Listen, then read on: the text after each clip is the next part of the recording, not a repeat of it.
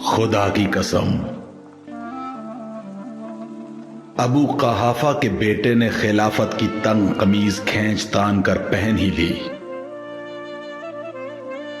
حالانکہ وہ میرے بارے میں اچھی طرح جانتا تھا کہ میرا خلافت میں وہی مقام ہے جو چکی کے مرکز میں اس قطب کا ہوتا ہے جس کے محور پر اس کا روزگار گردش کرتا ہے۔ میں وہ کوہ بلند ہوں جس پر سے سیلاب کا پانی گزر کر نیچے گر جاتا ہے اور میری بلندی تک پرندہ پر نہیں مار سکتا۔ اس کے باوجود میں نے خلافت اور اپنے درمیان پردہ لٹکا دیا اور اس سے رخ پھیر لیا اور یہ سوچنا شروع کر دیا کہ اپنے کٹے ہوئے ہاتھوں سے حملہ کروں یا ان ہولناک اندھیروں پر صبر کروں،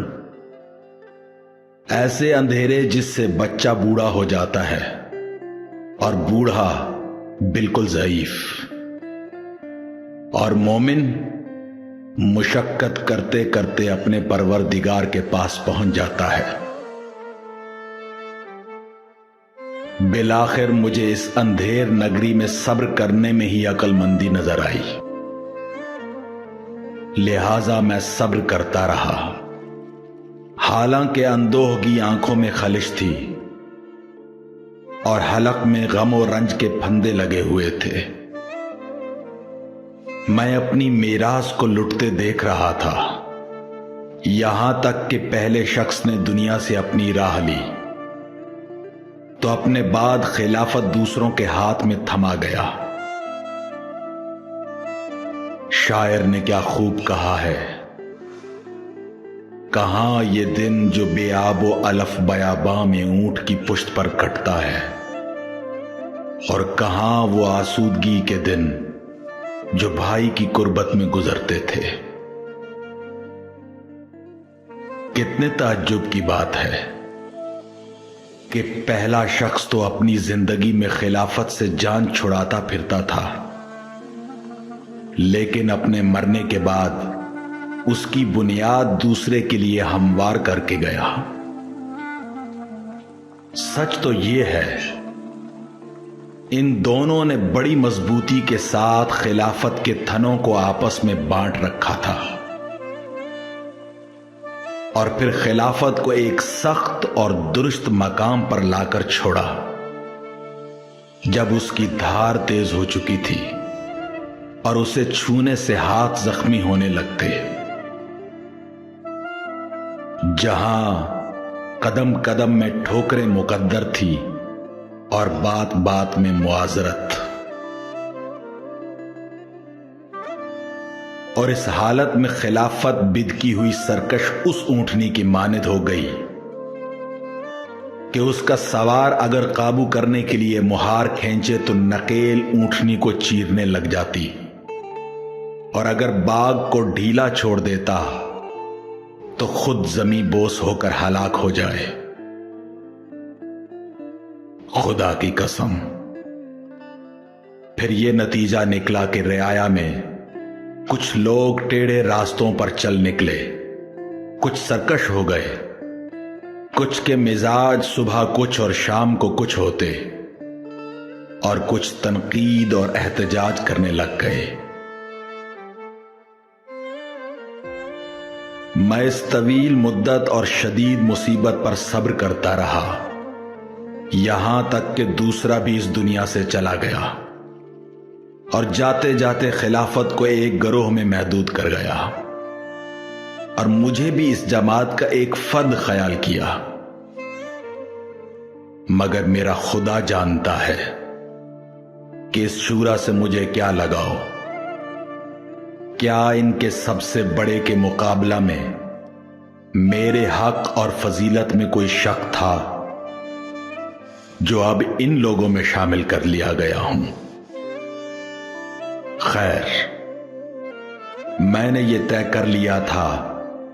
کہ جب یہ لوگ زمین کے نزدیک پرواز کرنے لگیں تو میں بھی ایسا ہی کرنے لگوں گا، اور جب وہ اونچے ہو کر اڑنے لگیں تو میں بھی اتنی ہی اونچی اڑان بھروں گا۔ ان میں ایک شخص تو بغض و عناد کی وجہ سے میرا منکر تھا، دوسرا دامادی کی وجہ سے وہاں ان کی طرف جھکا ہوا تھا، اور کچھ ایسی بھی باتیں تھیں جنہیں میں زبان پر لانا مناسب نہیں سمجھتا۔ یہاں تک کہ اس قوم کا تیسرا شخص پیٹ پھیلائے گوبر اور چارے کے درمیان کھڑا ہو گیا، اور اس کے ساتھ اس کے بھائی بند بھی اٹھ کھڑے ہوئے، جو اللہ کے مال کو اس طرح نگلتے تھے جس طرح اونٹ موسم بہار کی فصلیں نگلتا ہے۔ یہاں تک کہ وہ وقت آ گیا جب اس کی بٹی ہوئی رسی کے بل کھل گئے اور اس کی بدعمالیوں نے اس کا کام تمام کر دیا، اور شکم بھرتے بھرتے منہ کے بل جا گرا۔ اس وقت مجھے لوگوں کے ہجوم نے فکر مند کر دیا جو گھیرا ڈال کر میری جانب لگڑ بگوں کی طرح لگاتار بڑھ رہے تھے، یہاں تک کہ عالم یہ ہوا کہ جکڑے ہوئے ہجوم میں میرے حسن اور حسین کچلے جا رہے تھے، اور میری ردا کے دونوں کنارے پھٹ گئے تھے۔ وہ سب میرے گرد بکریوں کے گلے کی طرح گھیرا ڈالے ہوئے تھے،